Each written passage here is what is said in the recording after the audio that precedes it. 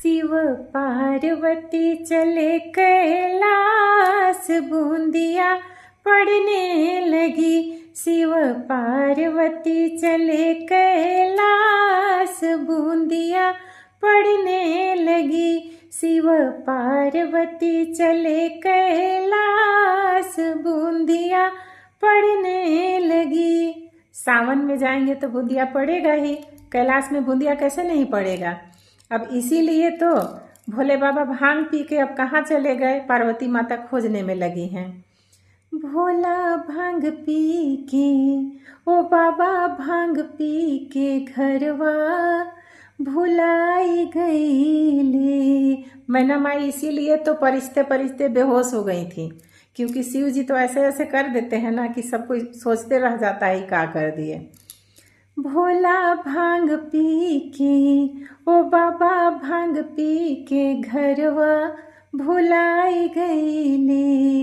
भुला गईले बाबा, भुला गईले, भुला गईले बाबा, भुला गईले। बाबा भांग पी के घरवा भुलाई गईले। बाबा भांग पी के घरवा भुलाई गईले। पार्वती माता यहाँ खोजी वहाँ खोजी, त्रिलोकीनाथ को कहाँ कहाँ खोजेंगी। वहाँ उनका एक ठो घर है कि कोई एक जगह जा कर के खोज लेगा, एक परिवार है कि वहाँ से पूछ लेगा, फोन वोन सब जगह कर ली, कहीं भोले बाबा नहीं मिले। अब सावन का महीना है, इतने सारे जगह हैं, इनके इतने सारे भक्त हैं, तो खोजते खोजते तो गौरा माँ को परेशानी होगी ही, लेकिन भोले बाबा भक्तों के पास तो जेबे करेंगे। तो देखिए क्या होता है। भोला भांग पी के, ओ बाबा भांग पी के, ओ शिव भांग पी के घरवा भुलाई गईले। भुला गईले बाबा, भुला गईले, भुला गईले बाबा, भुला गईले। बाबा भांग पी के घरवा भुलाई गईले। खोजते खोजत गौरा देवघर में गईली, देवघर में गईली, हो काशी में गईली। बाबा भगतन के दिल में समा गईले। भोला भांग पी के घरवा भुलाई गईले।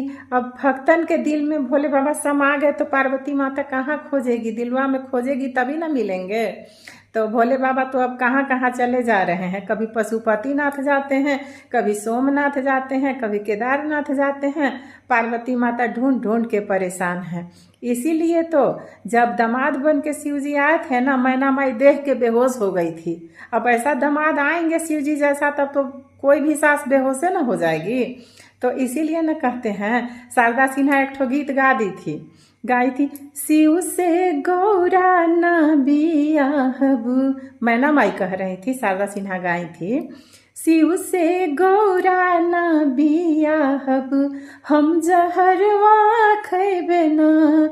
शिव से गौरा न बियाहब, हम जहरवा खैबे न। शिव से गौरा न बियाहब। गौरा जैसन सुंदर सुशील कन्या के शिव जी से बियाह हो गेल। अब यह सब तो होत रहे है। तो तनी मनी हमरा मगही बोले के मन करे है, कभी भोजपुरी बोले के मन करे है, कभी झारखंडी बोले के मन करे है, कभी बिहारी बोले के मन करे है। तो मन करे है तो बोलिए लेवेला चाहिए। मन खुजला लगे है तनी तनी ना, अपन भाषा बोलेला इहेला कभी कभी बोल लेवेला चाहिए।